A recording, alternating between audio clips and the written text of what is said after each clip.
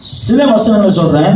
திருச்சபையின் வல்லமை, திருச்சபையும் வல்லமையும், திருச்சபையும் சொல்லுங்க வாய் திறந்து, திருச்சபையும் வல்லமையும், திருச்சபையும் வல்லமையும். சபையிலே எப்பேற்பட்ட ஒரு வல்லமையான தொடர்பு இருக்கிறது. பரலோகத்துக்கும் திருச்சபைக்கும் தேவனுக்கும் ஒரு பெரிய தொடர்பு இருக்கிறது. பரலோகத்துக்கும் இந்த திருச்சபைக்கும் ஒரு பெரிய தொடர்பு இருக்கிறது, ஒரு வல்லமை இருக்கிறது என்பதை வேதம் சொல்லுகிறது. நான் ஒண்ணு மட்டும், ஒரு சில மட்டும் சொல்ல போறேன். அதாவது சொல்ல முடியாது, ஏன்னா இருக்கிறது நமக்கு முன்னாடி இருக்க டைம் ரொம்ப கொஞ்சம் கம்மி தான். மனிதனின் அடையாளத்தை வெளிப்படுத்துகிறது. சபை மனிதனின் அடையாளத்தை வெளிப்படுத்துகிறது. எழுதிக் கொள்ளுங்க. சபையானது மனிதனின் அடையாளத்தை வெளிப்படுத்துகிறது. அனந்த ஞானத்தை, அனந்த ஞானம் என்ன சொல்லுங்க, தேவனுடைய அனந்த ஞானத்தை இந்த திருச்சபை வெளிப்படுத்துகிறது. புரிஞ்சுக்கீங்க? கேக்குறீங்களா?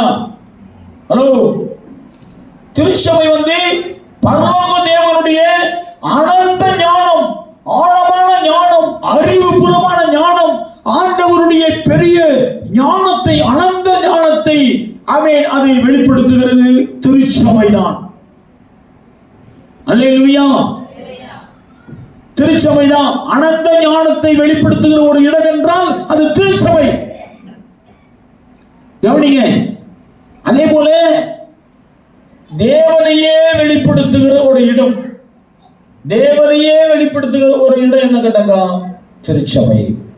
தேவனையே இங்கே நீங்க பார்க்கலாம், ஆண்டவரையே நீங்க இங்க பார்க்கலாம், ஆண்டவருடைய வல்லமையே நீங்க இங்க பார்க்கலாம். அதுக்கு தான் திருச்சபை. அல்லேலூயா. ஏன் இங்க வரும்? ஏன் திருச்சபைக்கு வரும்? இங்க வந்தாக்கா வாலிபர்கள் வந்தாங்கன்னா ஞானம் அடைவாங்க, அறிவடைவாங்க. இந்த உலகத்தில் இருக்கிற பாவ பழக்கங்கள், கெட்ட பழக்கங்கள், பொல்லாத காரியங்களிலிருந்து விலகி இவர்கள் அற்புதமான எதிர்காலத்தை உருவாக்கக்கூடிய ஆனந்த ஞானத்தை கர்த்தர் இவர்களுக்கு தருகிறவராய் இருக்கிறார். ஆமென். திருச்சபையானது மிகப்பெரிய வல்லமையானது. திருச்சபை மிகப்பெரிய வல்லமையானது. ஏன்னா சபை ஏற்கனவே இல்லை. பாருங்க, இயேசு கிறிஸ்து மரித்த பின்பு, இயேசு கிறிஸ்து உயிரோடு எழுந்த பின்பு திருச்சபைகள் உலகமெல்லாம் உருவாச்சு. அப்பதான் பரிசுத்த ஆவியானவர் ஊற்றப்பட்ட பின்புதான் திருச்சபை. அதுக்கு முன்னாடி இருந்ததெல்லாம் ஆலயம், கோயில். ஆனா பரிசுத்த ஆவியானவருடைய நிறைவு, பரலோகத்தினுடைய மகிமை வெளிப்பட்டது பரிசுத்த ஆவியானவர் 1ஆம் நூற்றாண்டிலே ஆதி அப்போஸ்தலர் காலத்திலே அவர்கள் ஊற்றப்பட்ட போது கர்த்தர் செய்த பலத்த கிரியைகள் மூலமாக திருச்சபைகள் பிறந்தது. பரிசுத்த ஆவியானவர் பிறந்ததுதான் திருச்சபை. அல்லேலூயா சொல்லுங்க. பரிசுத்த ஆவியானவரால் பிறந்ததுதான் திருச்சபை. எங்க வேணாலும் அது பிறக்கும், எங்க வேணாலும் இருக்கும். அதனால அது மகிமையான சபை. ஆமென் சொல்லுங்க. இங்குதான் ஆனந்த ஞானம் உண்டாகும். மக்கள் எப்படியாப்பட்ட படிப்பாளிகள் வந்திருக்கலாம், எப்படியாப்பட்ட படிப்பாளிகள் வருவோம். ஆலயத்துக்கு வந்தாக்கா ஆண்டவருடைய சமூகத்தில் ஆண்டவரை தொழுது கொண்டு போகும்போது அவர்களுக்குள்ள ஒரு தெய்வீக சமாதானம் உண்டாகிறது, தெய்வீகமான ஆனந்த ஞானம் உண்டாகிறது, தெய்வீக வெளிப்பாடு உண்டாகிறது. அதுதான் திருச்சபை. அல்லேலூயா. சரி, காரியங்களை பார்க்கலாம். எபேசியருக்கு நிருபம் 2ஆம் அதிகாரம், எபேசியருக்கு நிருபம் 2ஆம் அதிகாரம் 11ஆம் வசனம் 12ஆம் வசனம் படிக்கலாம். முன்னாடி எப்படி இருந்தீங்க? விருத்த சேதனம் இல்லாதவர்களாக இருந்தீர்கள். நல்லா கவனிக்கணும். ரொம்ப அற்புதமான ஒரு சப்ஜெக்ட். நீங்க சபைக்கு வந்த பிறகு நீங்க யாரா மாறுறீங்க? முன்னாடி நீங்க எப்படியா இருந்தீங்க? இப்போ உங்களுடைய சபைக்கு வந்ததால உங்களுடைய அடையாளம் என்ன? சபைக்கு வர்றதுனால உங்களுக்கு ஒரு அடையாளம் இருக்கிறது. சபைக்கு வருவதற்கு முன்பதாக ஒரு அடையாளம் இருந்தது, சபைக்கு வந்த பின்பு ஒரு அடையாளம் உங்களுக்கு இருக்கிறது. அல்லேலூயா சொல்லுங்க. அல்லேலூயா. சபைக்கு வருவதற்கு முன்பதாக ஒரு அடையாளம் இருந்தது. இப்ப சபைக்கு கர்த்தரை ஏற்றுக்கொண்டு ஆண்டவருடைய பிள்ளைகளாக நீங்கள் இருக்கும்போது இப்ப வேறு ஒரு அடையாளத்தோடு இந்த பூமியில நீங்கள் வாழ்கிறீர்கள். ஆமென். முன்னே நீங்க எப்படி இருந்தீங்கன்னு கேட்டாங்க. அவர் சொல்றாரு பாருங்க, ஆனா முன்னே மாம்சத்தின்படி புறஜாதியாரா இருந்தீர்கள். எப்படி இருந்தீங்க? மாம்சத்தின்படி புறஜாதியாரா இருந்தோம். தேவனற்றவர்களாக, ஒதுக்கப்பட்டவர்களாக, புற இனத்தார்களாக, ஆண்டவருக்கு நமக்கும் சம்பந்தம் இல்லை. ஏற்கனவே உங்களுக்கு இயேசு பத்தி சொல்லியிருந்தா, நீங்க இயேசு பத்தி சொன்னாங்க, நீங்க எப்ப நம்பியிருக்கீங்களா? இல்ல. பாருங்க, இப்போ நீங்க பரலோகத்தினுடைய பிரதிநிதிகளா இருக்கிறீர்கள், பரலோகத்தினுடைய பிள்ளைகளா இருக்கிறீங்க. உங்க அடையாளமே இப்ப மாறி இருக்கிறது. உங்க அடையாளமே இப்ப மாறி இருக்கிறது. திருச்சபைக்கு வந்ததனாலே உங்க சரீரத்தில் கூட ஆரோக்கியம் இருக்கிறது. உங்களுடைய வாழ்க்கையிலே ஒரு கட்டமைப்பு இருக்கிறது, ஒரு அற்புதமான மாற்றம் இருக்கிறது. உங்க மெயின்ல, ஒரு சிந்தையிலே ஒரு தரிசனம் இருக்கிறது, ஒரு பயம் இருக்கிறது, ஒரு பக்தி இருக்கிறது. ஏனென்றால் உங்களை அடையாளம், உங்க அடையாளத்தையே இந்த திருச்சபை மாற்றி இருக்கிறது. உங்களுடைய புத்தியை மாற்றி இருக்கிறது, உங்களுடைய சிந்தையை மாற்றி இருக்கிறது, உங்களுடைய சுபாவத்தை மாற்றி இருக்கிறது. சபைக்கு வந்தால், இங்கே வந்தாக்கா, உலகத்தில் நீங்கள் மாம்சத்தின்படி புறஜாதிகளாக இருந்தீர்கள், தேவனற்றவர்களாக இருந்தீர்கள். அந்த வசனம் சொல்லி பாருங்க, படிங்க பிரதர். புறஜாதிகள் மாம்சத்திலே கையினாலே விருத்த சேதனம் உடையவர்களாக அல்ல, விருத்த சேதனம் இல்லாதவர்கள் எனப்பட்டவர் நீங்கள், விருத்த சேதனம் இல்லாதவர்கள் எனப்பட்டவர்களாக நீங்கள் இருந்தீர்கள். ஆபிரகாமுடைய பிள்ளைகளா இல்லை, ஆபிரகாமுடைய காணியாட்சிக்கு வாக்குத்தத்தங்களுக்கு நீங்கள் சுதந்திரராக இல்லை, தேவனுக்கு நீங்கள் தேவனுடைய பிள்ளைகளா இல்லை. ஆமா சொல்லுங்க, ஹல்லேலூயா. தேவனுடைய பிள்ளைகளாக மாம்சத்தின்படி நீங்க என்ன பண்ணல, இல்லாம இருந்தீங்க. பாருங்க, நல்லா கவனிங்க, ரொம்ப சூப்பரா இருக்கு. அக்காலத்திலே, நான் முன்னாடி அக்காலத்தில் இயேசு ஏற்றுக்கொள்ளறதுக்கு முன்னாடி, இயேசு அறியாததுக்கு முன்னாடி, அல்லது திருச்சபைக்கு வராதுக்கு முன்னாடி, அக்காலத்தில் எல்லாம் சொல்லுங்க. அக்காலத்தில் பாருங்க, சில பேர் பார்த்தீங்கன்னா குடும்பத்துல அப்பா அம்மா வந்திருப்பாங்க, பையன் வரமாட்டான், ஆனா இன்னும் அவனுக்கு அடையாளம் மாறி இருக்காது. மனைவி வந்திருப்பாங்க, புருஷன் வர மாட்டாரு, ஆனா அடையாளம் மாறி இருக்காது. புறஜாதி மாதிரி தான் இருப்பாங்க, எல்லா பழக்கத்தையும், எல்லா கெட்ட பழக்கத்தையும் செஞ்சுக்கிட்டு இருப்பாங்க, புறஜாதி மாதிரி இருப்பாங்க, அடையாளம் மாறி இருக்காது. பாருங்க, கர்த்தர்கிட்ட வந்தாக்கா நம்முடைய அடையாளம் மாறுகிறது. திருச்சபைக்கு வந்தா நம்முடைய மெயின் மாறுது, சிந்தனை மாறுது, பேச்சு மாறுது, வார்த்தை மாறுது, வாழ்க்கை மாறுது, தரிசனம் மாறுது, வாழ்க்கை தரம் நமக்கு உயர்கிறது. அற்புதமான ஒரு வாழ்க்கையை அது நமக்கு கட்டமைக்கிறது திருச்சபை. ஹல்லேலூயா. நல்ல குடும்பத்தை கட்டமைக்கிறது, நல்ல எதிர்காலத்தை கட்டமைக்கிறது, நல்ல ஞானத்தை கட்டமைக்கிறது திருச்சபை. திருச்சபையின் மூலமாகத்தான் இன்றைக்கு உலகத்துக்கு என்ன பண்ணுவான், உலகத்துக்கு அறிவை கொடுக்கிறது, வெளிப்பாடுகளை, தேவனுடைய ரகசியங்களை அவன் திருச்சபையின் மூலமாகத்தான் இன்னைக்கு மக்களுக்கு கொடுக்கிறது. இது தேவதூதர்களுக்கு கூட தெரியாது. நான் வசந்த காட்டுறேன், தேவதூதர்களுக்கு கூட தெரியாது, தேவதூதர்களுக்கு கூட தெரியாது. ஆனா சபையின் மூலமாகத்தான் ரகசியங்கள் கூட வெளிப்படும். இந்த அனந்த ஞானம் இந்த திருச்சபை மூலமாகத்தான் வெளிப்படும். அல்லேலூயா. அந்த வசனம் சொல்லு, 12 வசனம்.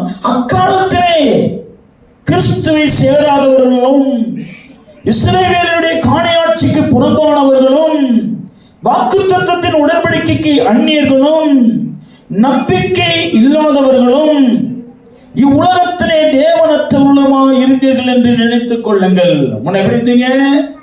இப்படி இருந்தீங்க. வாக்குத்தத்தத்துக்கு நீங்க சுதந்திரா இல்ல, காணி ஆட்சிக்கு புறம்பா இருந்தீங்க, தேவனற்றவர்களா இருந்தீங்க, வெளிப்பாடு இல்லாதவங்களா இருந்தீங்க, தேவனை பற்றி அறிவில்லாதவங்களா இருந்தீங்க, வாக்குத்தத்தத்துக்கு அந்நியர்களா இருந்தீங்க. பாருங்க, ஆனா இப்போ இயேசுவை ஏற்றுக்கொண்ட பின்பு நம்மளை காணியாட்சிக்கு அவன் சொந்தக்காரர்களாக மாற்றி இருக்கிறது. அல்லேலூயா. வாக்குத்தத்தத்துக்கு உடல் சுதந்திரவாளியா இருக்கிறோம், வாக்குத்தத்தத்தினுடைய உடல் சுதந்திரவாளியா இருக்கிறோம், தேவனுடைய பிள்ளைகளா இருக்கிறோம், தேவனுடைய சொந்த ஜனங்களா இருக்கிறோம் என்று ரோமர் நிருபம் 8ஆம் அதிகாரம் சொல்லுகிறது. சொந்த தேவனுடைய கிறிஸ்துவோடு கூட உடல் சுதந்திரவாளியா இருக்கிறோம், தேவனுடைய மக்களா இருக்கிறோம். நமக்காக இந்த இயற்கை கூட என்ன பண்ணுதாங்க, ஒரு வார்த்தை சொல்லும் போது அதை கேட்பதற்கு ரெடியா இருக்கணும். நேற்று நாங்கள் ஊழியர் செஞ்சுட்டு இருந்தோம். ஒரு கரெக்டாக ஒரு 5 மணி இருக்குன்னு நினைக்கிறேன். ஒரு மழை மேகம் அப்படியே கருப்பாக வந்துச்சு. அப்படியே பயங்கரமா மேகம். அவ்வளோதான்டா மழை பிச்சு உதற போகுதுன்னு நினைச்சோம். நான் பிரசங்கம் பண்ணி முடிச்சுட்டு என்ன பண்ணேன், இந்த கருப்பர் அப்படியே போவதாக, இந்த கருப்பு மேகம் அப்படியே போவதாக சொல்லிட்டு ஜெபம் பண்ணிட்டு நாங்கள் அடுத்த தெருவுக்கு போகிறோம். அடுத்த தெருவுக்கு போகணும், போய் ஊழியம் பண்ணி ஆகணும். உடல் பொழியுது அதை அந்த மாதிரி ஈட்டிங் வச்சு. ஆனால் பாருங்க, அது கொஞ்ச நேரத்தில் பார்த்தாக்கா காணாமே போயிடுச்சு. நாங்கள் 5 மணிக்கே முடிச்சிடும் பொழுது ஊழியத்தை நினைச்சோம். ஆனால் 7 மணிக்கு தான் முடிக்க முடிஞ்சுச்சு. அல்லேலூயா. அவன் அந்த அளவுக்கு கர்த்தர் எங்களுக்கு ஒத்துழைப்பு கொடுத்த. காலையில 7 மணி 6 மணிக்கு எழுந்துச்சு பார்த்தா மழை பயங்கரமா பெய்யுது. மழை பயங்கரமா பெய்யும்போது ஒரு சில ஃபோன் பண்றாங்க, ஃபஸ்ட்டு இந்த ஊழியத்தை கேன்சல் பண்ணுறது நல்லா இருக்கும், மழையா பெய்யுது. ஆனால் நான் நினச்சேன்னா, மழை பெஞ்சாலும் சரி வெயில் காய்ஞ்சாலும் சரி அவன் எது பண்ணாலும் ஊழியத்தை நிறைவேற்றணும். ஏன்னு கேட்டாக்கா அது சொல்லியாச்சு, ஆண்டவர் சமூகத்துல அவர் பார்த்துக்குவாரு. ஆமென். அவர் பார்த்துக்குவாரு சொல்லி நாங்கள் போனோம். ஆனால் உண்மையிலே நாங்கள் போகாதுன்றதால நாங்கள் வெட்கப்பட்டு போய்ப்போம். இந்த மழைக்காக போய் பார்த்துக்கிட்டு இந்த ஊழியத்தை செய்யாம போனோம் பத்தியா அப்படி சொல்லிட்டு வெட்கப்பட்டு போனோம். ஆனா கர்த்தர் தைரியமா இறங்கி போன போது கர்த்தர் அதை கனம் பண்ணினார். ஆமென். ஆசீர்வதித்தார். அல்லேலூயா. அதான் கர்த்தர் நம்ம செய்யற இறங்கனக்கா அவர் நமக்கு துணை வைக்கிறார். நீ செய்ய இறங்கனக்கா கர்த்தர்களை இறங்கனக்கா அவர் நமக்கு துணை நின்று நம்மளை காப்பாற்றுகிறார், உதவி செய்கிறார். ஆமென். அற்புதம் செஞ்சாரு. அதுபோல ஆண்டவர் நாம் பாருங்க, நம்ம ஜெபிக்கிற ஜெபத்தை கேட்கறதுக்கு இயற்கை கூட ரெடியா இருக்கலாம். நம்ம பேசுற பேச்ச கேட்கறதுக்கு கூட ரெடியா இருக்கலாம் இயற்கை. அல்லேலூயா. அதான் நாம் வேற மாதிரி 2ஆம் வசனம் வாசிங்க. இந்த 2ஆம் அதிகாரத்தில் 2ஆம் வசனம் 3ஆம் வசனம் படிங்க. அவைகளில் நீங்கள் முற்காலத்திலே இவ்வுலக வழக்கத்திற்கு ஏற்றபடியாகவும் கீழ்ப்படியாமையின் பிள்ளைகளிடத்திலே இப்பொழுதே கிரியை செய்கிறேன் ஆகாயத்து அதிகார பிரபுவாகிய ஆவிக்கேற்றபடியாகவும் நடந்து கொண்டீர்கள். எப்படி நடந்துட்டோம்? எப்படி நடந்துக்கணுமா? இக்காலத்திலே அக்காலத்திலே இந்த உலகத்தின் வழக்கத்தின்படி ஆகாயத்து அதிகார பிரபுவாகிய பிசாசுக்கு நீங்கள் உடன்பட்டவர்களாக இருந்தீர்கள். அல்லேலூயா. சொல்லுங்க அல்லேலூயா. ஆமென். கீழ்ப்படியாமையின் பிள்ளைகளிடத்திலே இப்போது கிரியை செய்கிற ஆகாயத்து அதிகார பிரபுவாகிய ஆவிக்கேற்றபடியாகவும் நடந்து கொண்டீர்கள். அக்காலத்திலே அவைகளால நீங்கள் முற்காலத்தில் எல்லாம் சொல்லுங்க. அது அக்காலத்தில் முற்காலத்தில் எப்படி முன்ன நீங்க அப்படி நடந்து கொண்டீங்க. பாருங்க, கீழே படிங்க. அப்படி பாருங்க. அவர்களுக்குள்ளே நாம் எல்லாரும் முற்காலத்திலே நமது மாம்ச இச்சையின்படியே நடந்து நமது மாம்சமும் மனசும் விரும்பினவர்களை செய்து சுபாவத்தினாலே மற்றவர்களைப் போல கோபாக்கினியின் பிள்ளைகளாய் இருந்தோம். எப்படி இருந்தோம் பாருங்க. மாம்சமும் மனசும் என்ன விரும்பிச்சோம் அதை தடை பண்ணாம செஞ்சோம். மாம்சமும் மனசும் என்ன விரும்பிச்சோம் அந்த மாதிரி நம்ம நடந்துக்கிட்டோம். பொல்லாத பாவ பழக்கத்திலே, ஆமென், பொல்லாத விக்கிரக ஆராதனையிலே, ஆமென், உலக வழக்கத்தின்படியாக நாம் இன்றைக்கு எல்லா விதமான குடிப்பழக்கம் கெட்ட பழக்கம் எல்லாவற்றிலும் இருந்து இன்னைக்கு நாம் ஆண்டவருடைய பிள்ளைகளாக மாற்றப்பட்டிருக்கிறோம். ஆமென்.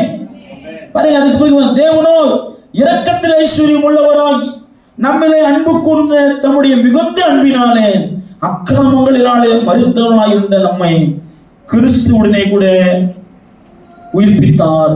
கிருபையினாலே ரட்சிக்கப்பட்டீர்கள். அல்லேலூயா. இப்ப எப்படி இருக்கணும்? போல ரட்சிக்கப்பட்டிருக்கிறோம். பாவங்களை கழுவப்பட்டவர்களாக, தேவனுடைய பிள்ளைகளாக, நீதிக்கு சுதந்திரவாளியாக, அவன் நீதியின் தேவனுடைய வாக்குத்தத்தத்துக்கு நாங்கள் உடன் பங்காளிகளாக நாம் இருக்கிறோம். முற்காலத்திலே நாம் தேவனற்றவர்களாக இருந்தோம், தேவனை அறியாதவர்களாக இருந்தோம். நம்முடைய அடையாளம் மாற்றப்பட்டிருக்கிறது. இயேசுவாலே நம்முடைய அடையாளம், திருச்சபையினாலே நம்முடைய அடையாளம் மாற்றப்பட்டிருக்கிறது. யாருக்கெல்லாம் புரியுது? ஆமா சொல்லுங்க. அல்லேலூயா. திருச்சபையினாலே நம்முடைய அடையாளம் என்ன பண்ணுகிறது? மாற்றப்பட்டிருக்கிறது. நம்முடைய வாழ்க்கையின் அடையாளம், நம்முடைய தரிசனங்களின் அடையாளம், நம்முடைய விசுவாசத்தின் அடையாளம், நம்முடைய எதிர்காலத்தின் அடையாளம் மாற்றப்பட்டிருக்கிறது திருச்சபையின் வழியாக. ஆண்டவராக இயேசு கிறிஸ்து நமக்கு சிந்தின ரத்தத்தின் வழியாக இன்றைக்கு நம்முடைய அடையாளம் முழுவதும் மாற்றப்பட்டிருக்கிறது. 19ஆம் வசனம் படிங்க. நீங்கள் இனி அந்நியரும் பரதேசியருமாயிராமல், இப்போ நவ் பிரசன்ட்லி நீங்க எப்படி இருக்கீங்க? அந்நியர்களும் பரதேசிகளுமாய் இராமல் பரிசுத்தவான்களோட ஒரே நகரத்தாரும் பரிசுத்த ஆவியினாலே ஒரே நகரத்தாரும் தேவனுடைய வீட்டாருமாய் இருந்து அப்போஸ்தலர் தீர்க்கதரிசிகள் என்பவர்களுடைய அஸ்திபாரத்தின் மேல் கட்டப்பட்டவர்களாய் இருக்கிறீர்கள். அதற்கு இயேசு கிறிஸ்து தாமே மூளைக்கல்லாய் இருக்கிறார். இயேசு கிறிஸ்து தாமே மூளைக்கல்லாய் இருக்கிறார். அவர் மேல் மாளிகை முழுவதும் இசைமாய் இணைக்கப்பட்டு கர்த்தருக்குள் பரிசுத்த ஆலயமாக எழும்புகிறது. அல்லேலூயா. அவர் மேல் நீங்களும் ஆவியினாலே தேவனுடைய வாசஸ்தலமாக கூட்டி கட்டப்பட்டு வருகிறீர்கள். பாருங்க, இப்ப நீங்க யார் இருக்கீங்க பாருங்க. அப்போஸ்தலர்கள், தீர்க்கதரிசிகள். தீர்க்கதரிசி நம்ம பார்த்துருக்கோமா? பார்த்துருக்க மாட்டோம். அப்போஸ்தலரை பார்த்தோமா? பார்க்கல. அப்போஸ்தலரையும் பார்க்கல, தீர்க்கதரிசியும் பார்க்கல, பிதாக்களையும் பார்க்கல. ஆனா அவங்க கூட எடுத்து போய் கர்த்தரை நம்மளை இணைச்சி, அந்த தீர்க்கதரிசி கூட இணைச்சி, அந்த அப்போஸ்தலரை இணைச்சி, அவங்களுடைய சுதந்திரத்தோட நம்மளையும் இணைச்சி அவங்க கூட சேர்த்து கட்டப்பட்டு வருகிறீர்கள் என்று என்ற ஒரு அடையாளத்தை கர்த்தர் நம்மளை வைத்து விட்டான். என்ன மாதிரி சூப்பர்.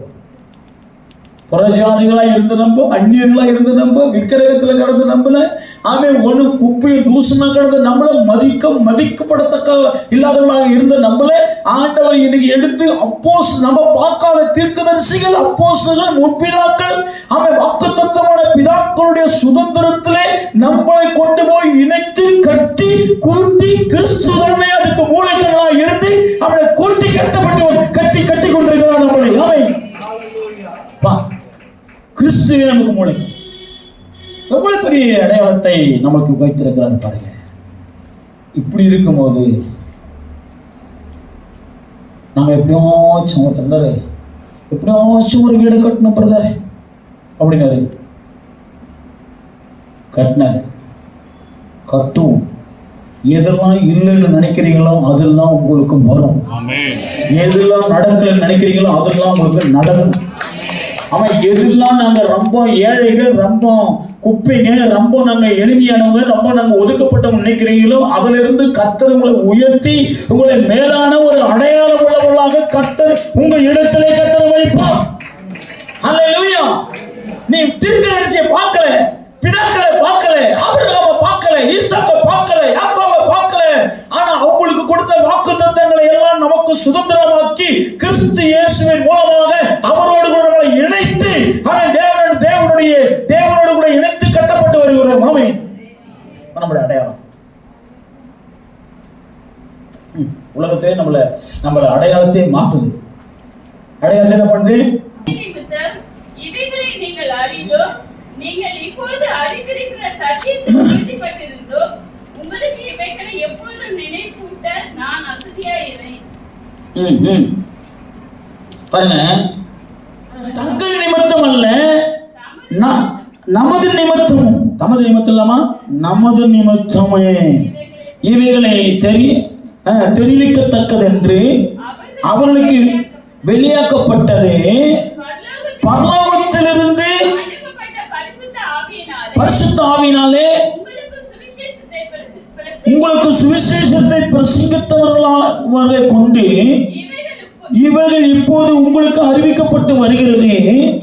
இவைகளை உற்று பார்க்க தேவ தூதர்களும் ஆசையாயிருக்கிறார்கள். அல்லேலூயா. இது இந்த ரகசியம் இந்த ரகசியங்களை அறிவிக்கிற ஒரு இடம்தான் திருச்சபை.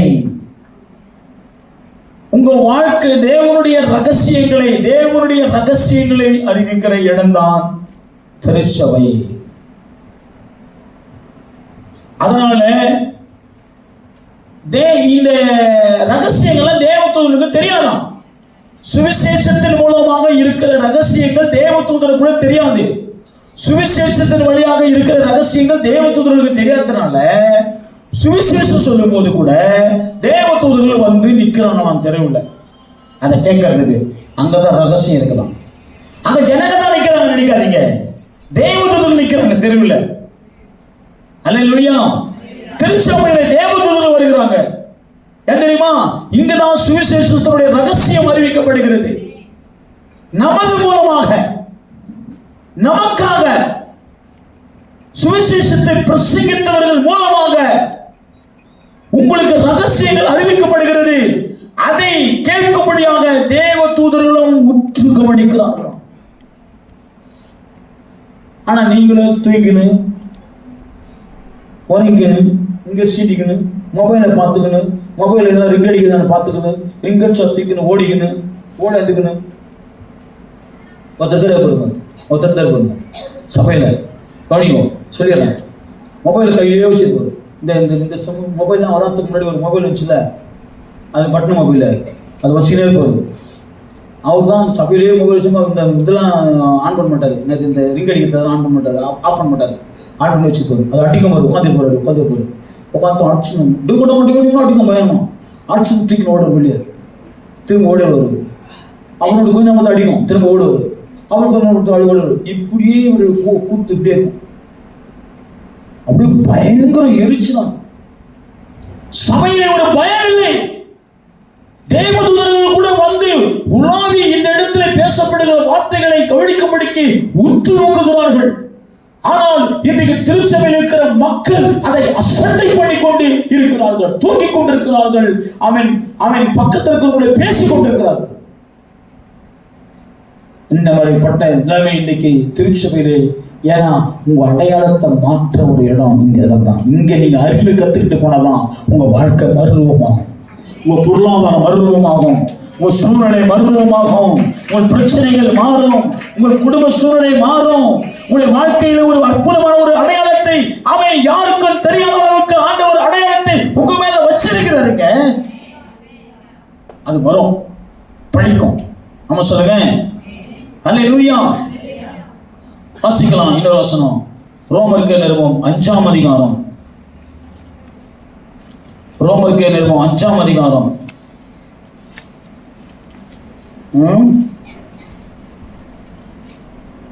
வாசிங்க 6ஆம் வசனம்.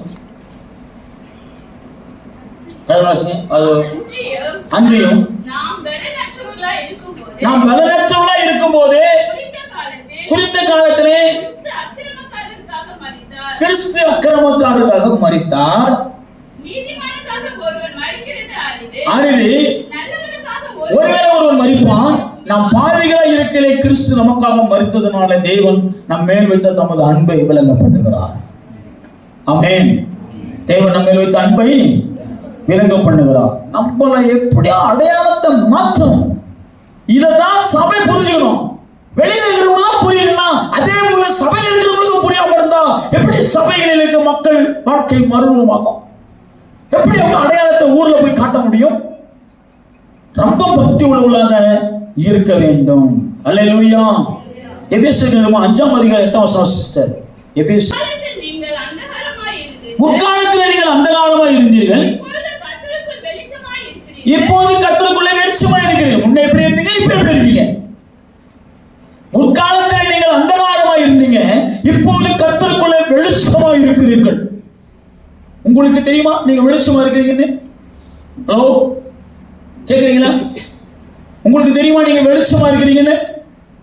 தெரியுமா தெரியாதா? தெரியல. முன்ன நீங்க அந்தகாரமா இருந்தீங்க, இருட்டா இருந்தீங்க, இருட்டுல இருந்தீங்க. இப்ப நீங்க வெளிச்சமா இருக்கீங்க. நீங்களே வெளிச்சமா இருக்கீங்கன்றாரு. வெளிச்சத்தின் இடத்துல இல்ல, நீங்களே வெளிச்சமா இருக்கீங்கன்றாரு. ஐயோ, அவரும் பயங்கர உற்சாகம் சொல்றீங்க, வெளிச்சமா இருக்குன்னு சொன்னாங்க. நீங்க வெளிச்சமா இருக்கிறீங்க. சொல்லுங்க, நான் வெளிச்சமா இருக்கிறேன். சொல்லுங்க மகளா, நீங்க நல்லா கொஞ்சம் தலையை நிமித்தி சொல்லுங்க மகளா. உங்களுக்கு தைரியம் தான். கை வைத்து சொல்லுங்க, நான் வெளிச்சமா இருக்கிறேன், நான் வெளிச்சமா இருக்கிறேன். சொல்லுங்க, நான் கர்த்தருக்குள் வெளிச்சமா இருக்கிறேன், நான் இயேசு கிறிஸ்துவுக்குள் வெளிச்சமா இருக்கிறேன். ஆமென். வெளிச்சத்தில் இல்ல, வெளிச்சத்தில் இருக்கீங்க. நீங்களே வெளிச்சமா இருக்கிறீங்க. முன்ன அந்தகாரமா இருந்தீங்க, உள்ள இருளில் இருந்தீங்க, இப்ப நீங்க வெளிச்சமா இருக்கிறீர்கள். அல்லேலூயா, அல்லேலூயா. உங்களை அறியாமலே நீங்களே வெளிச்சமா இருக்கீங்க சிஸ்டர், பிரதர். நீங்களே 4 பேருக்கு வெளிச்சம் கொடுக்குற அளவுக்கு இருக்கிறீங்க. நீங்களே 4 பேருக்கு வழிகாட்டுறவங்களா இருக்கீங்க. நீங்களே வெளிச்சம் காட்டுறவங்களா இருக்கீங்க. நீங்களே லைட்டா இருக்கீங்க. இந்த உலகத்துக்கு நீங்க வெளிச்சமா லைட்டா இருக்கிறீங்கன்னு இயேசு சொன்னாரு. நீங்க உலகத்துக்கு ஒளியா இருக்கீங்கன்னு இயேசு சொன்னாரு. தேவனை அறியாதவர்களா இருக்கிறோம், ஆனா நீங்களோ தேவனை அறிந்தவர்களா இருக்கிறீங்க. நீங்களும் முற்காலத்துல தேவனை அறியாதவர்களா இருந்தீங்க, இப்போது தேவனை அறிந்திருக்கிறீர்கள். அல்லேலூயா. நீங்கள் வெளிச்சமா இருக்கிறீர்கள். வெளிச்சத்தின் பிள்ளைகளாய் நடந்து கொள்ளுங்கள். ஆவியின் கனி ஆமென். அல்லேலூயா. முற்காலத்தில் நீங்கள் அந்தகாரமாக இருந்தீர்கள், இப்போது கர்த்தருக்குள் வெளிச்சமா இருக்கிறீர்கள். வெளிச்சத்தின் பிள்ளைகளாய் நடந்து கொள்ளுங்கள். ஆவியின் கனி சகல நற்குணத்திலும் நீதியிலும் உண்மையிலும் விளங்கும். என்ன சொல்லுங்க வசந்த? டக்குனு ஆவியின் கனி சகல நற்குணத்திலும் நீதியிலும் உண்மையிலும் விளங்கும். ஆவியின் கனி சகல நற்குணத்திலும் நீதியிலும் உண்மையிலும் விளங்கும். திரும்ப ஆவியின் கனி சகல நற்குணத்திலும் நீதியிலும் உண்மையிலும் விளங்கும். மேல முற்காலத்திலே அந்தகாரமா இருந்தேன். சொல்லுங்க, அந்தகாரமா. இப்பொழுதோ கர்த்தருக்குள் வெளிச்சமா இருக்கிறேன். வெளிச்சத்தின் பிள்ளையா நடந்து கொள்வேன். சத்தமா சொல்லுங்க, வெளிச்சத்தின் பிள்ளையா நடந்து கொள்வேன். நல்லா சொல்லுங்க, வெளிச்சத்தின் பிள்ளையா நடந்து கொள்வேன். ஹல்லேலூயா, ஹல்லேலூயா. வெளிச்சத்தின் பிள்ளைகளாக நடந்து கொள்ளுங்கள். அந்தகாரமான பிள்ளைகளாக நீங்கள் நடந்து கொள்ளக்கூடாது. உண்மையின் சகல அதாவது பாருங்க, சூப்பராக ஆவியின் கனி சகல நற்குணம். நற்குணம் சொல்லுங்க, நற்குணம், நற்குணம். சில பேருக்கு நற்குணம் பேர் இருக்கும்.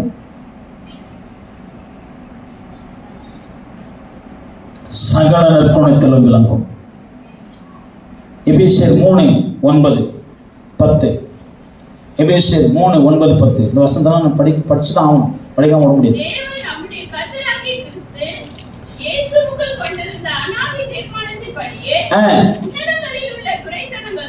உன்னதங்களில் உள்ள துரைத்தனங்களுக்கும் அதிகாரங்களுக்கும் அனந்த ஞானமானது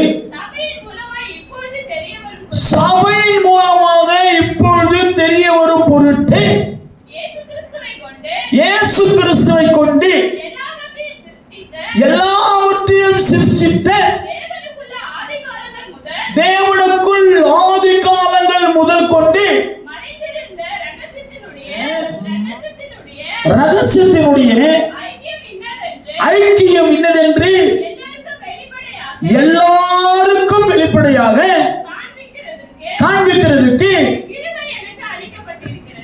அதாவது என்ன சொல்ல வர்றாரு, திருச்சபையின் மூலமாகத்தான் ஆதி காலங்கள் முதல் கொண்டு சகலத்தையும் உண்டாக்கிற தேவனானவர். படிக்கிற வருஷம் திருமண படிக்கிற பாருங்க, ரொம்ப நல்ல கவனிங்க.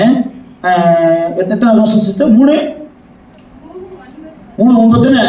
தேவன் நம்முடைய கர்த்தராகிய இயேசு கிறிஸ்துக்குள் கொண்டிருந்த அநாதி தீர்மானம். என்ன சொல்லுங்க? அநாதி தீர்மானம். அநாதி தீர்மானத்தினுடைய அவர் ஒரு ஐடியா வச்சிருந்தாரு.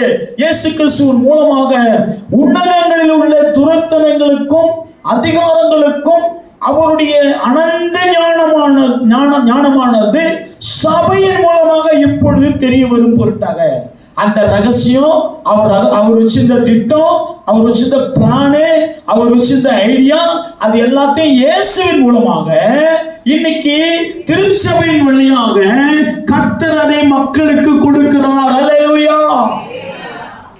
இந்த ரகசியம் தேவதூதர்களுக்கு தெரியாது, சபை மூலமாகத்தான் வரும்.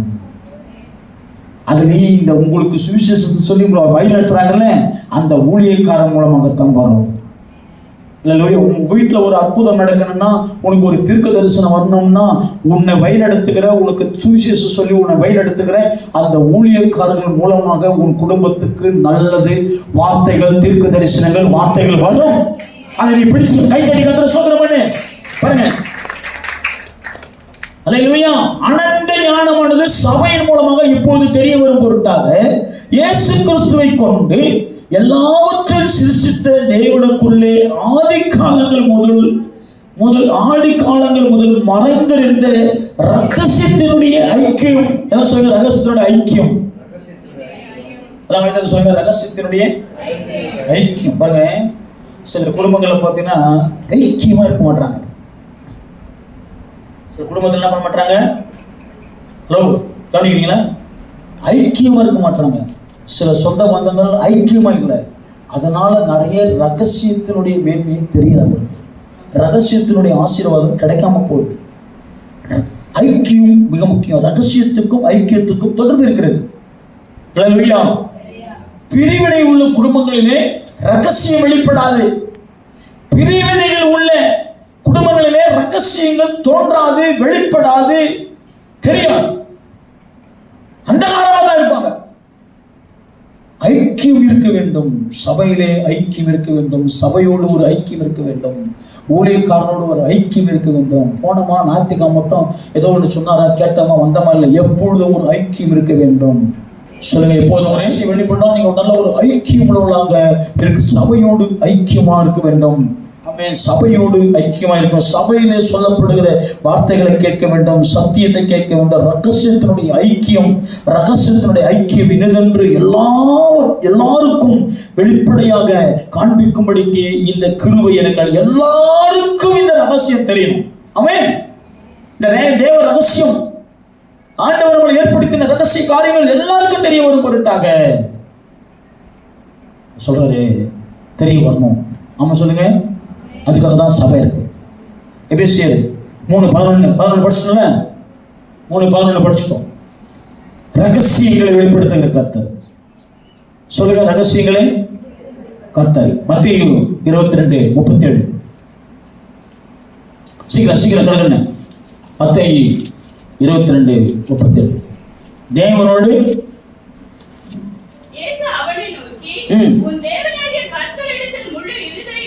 முழு இதயத்தோடும் முழு ஆத்மாவோடும் அன்பு கூறுவாயாக. இதான் அந்த படி. ஆமா, இதை நீ செய்யணும். இதான் நீ தேவனோடு வைத்திருக்கிற ஐக்கியத்துக்கு, உறவுக்கு ஒரு மிகப்பெரிய அற்புதமான அடையாளமாக இது இருக்கிறது. ஸ்தோத்திரம். பசங்க, கலாத்தியர் 5:22-26 படிச்சு முடிச்சிடலாம். கலாத்தியர். அல்டிமேட்லி திருச்சபை எப்படி இருக்கணுமா? ஆவியின் கனி, அன்பு உள்ளதாக இருக்க வேண்டும். படிங்க, கலாத்தியர் 5:22 படிக்கலாமா? எல்லாம் படிக்கலாமா? எல்லாம் எடுத்துக்கோங்க. ஆவியின் கனியோ அன்பு, சந்தோஷம், சமாதானம், நீடிய பொறுமை, தயவு, நற்குணம், விசுவாசம், சாந்தம், இச்சையடக்கம், இப்படிப்பட்டவைகளுக்கு விரோதமான பிரமாணம் ஒன்றுமில்லை. இதுதான் ஆவியின் கனி. சபையிலே இருக்கிற ஐக்கியத்தினுடைய இந்த உறவு, ஆவியின் கனியிலே நீங்கள் பெறப்பட வேண்டும். இதுல இந்த வரங்கள், இந்த கனிகள் உங்களிடத்தில் செயல்பட வேண்டும். கனி ஒண்ணுதான். நல்ல கவனிங்க.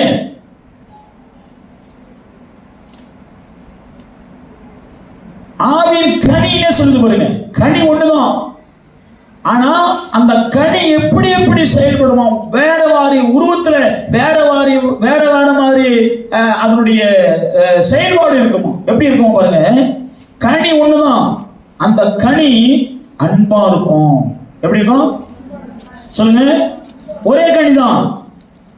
நேரத்துக்கு தகுந்த மாதிரி இருக்கும். அன்பா இருக்கும். அப்புறம் சந்தோஷமா இருக்கும், சமாதானமா இருக்கும், நீடிய பொறுமையா இருக்கும், தயவா இருக்கும், நற்குணமா இருக்கும், விசுவாசமா இருக்கும், சாந்தமா இருக்கும், இச்சையடக்கமா இருக்கும். இப்படிப்பட்டவர்கள் கனிகளாக உள்ளவர்களாக, இந்த கனியினுடைய சுபாவங்கள் உள்ளவர்களாக இந்த திருச்சபை உங்களை அடையாளம் மாற்றுகிறது, அடையாளப்படுத்துகிறது. இல்லை, நான் கஷ்டமாக தான் இருப்பேன், வைராக்கியமாக தான் இருப்பேன், கோபமாக தான் இருப்பேன், எரிச்சலாக தான் இருப்பேன், சண்டையாக தான் இருப்பேன், பிரிவினையாக தான் இருப்பேன் அப்படின்னா இந்த கனிகள் உன்னிடத்தில் இல்லை. நீ அடையாளத்தை விரும்பலை, உன்னை நீ மாற்றிக்க விரும்பலை, நீ தேவனுடைய ரகசியத்தின் ஆசீர்வாதங்களுக்கு வாக்குத்தத்தங்களுக்கு நீ உடல் சுதந்திர வழியாக இருக்க நீ விரும்பலை, நீ உலகத்தின் சுபாவத்தில் தான் இருக்க நீ விரும்புகிற, அதில் தான் நீ வாழ விரும்புகிற, அதனால தான் உன்னை நீ அடையாளப்படுத்தி கொள்ள நீ விரும்ப மாட்டேங்கிற அப்படின்னு வேதம் சொல்லுகிறது. அல்லேலூயா, ஆமா சொல்லுங்க.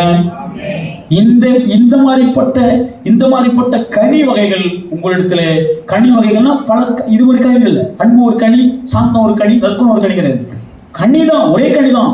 அது அப்பப்போ என்ன பண்ணு கேட்டாக்கா, சில பேர் என்ன பண்ணுவாங்க, நான் அன்பா மட்டும் தான் இருப்பேன், நான் சாந்தமா இருக்க மாட்டேன், நான் நீடி பொறுமையா இருக்க மாட்டேன், நல்ல நற்குணமா இருக்க மாட்டேன், நிச்சயம் இருக்க மாட்டேன், நான் சமாதானமா இருக்க மாட்டேன். கனி ஒண்ணுதான் சிஸ்டர், பிரதர், கனி ஒண்ணுதான். ஆனா அந்த கனிக்கினுடைய செயல்பாடுகள், உருவங்கள் வேற வேற. ஆமா சொல்லுங்க. அந்த கனி இடத்துக்கு தகுந்த மாதிரி ஒரு கனி தான், அது கனி தான். அந்த கனியே மொத்தமா 9 வகையான சுபாவங்கள் அந்த கனிக்குள்ள இருக்கிறது. 9 வகையான சுபாவங்கள் அந்த கனிக்குள்ள இருக்கிறது. அதுதான் உங்ககிட்ட ஒரே ஒரு சுபாவமா இருக்குது, உங்ககிட்ட ஒரே ஒரு சுபாவமா இருக்குது. ஒன்லி கோவப்படுத்து மட்டும் இருக்குதா? நான் கோவம் மட்டும் தான் நான் படுவேன் அப்படின்ற அண்ணன் கைக்குங்க. இல்லைங்க, நான் எப்பயுமே அன்பா மட்டும் தான் இருப்பேன், சண்டையே போறது இல்லைங்க, நான் எங்கேயுமே கசப்பாவோ வைராக்கமோ இருக்கிறதே இல்லைங்க. இல்லை, நான் கசப்பா மட்டும் தான் இருப்பேன். இருக்கீங்களா? முடியாது.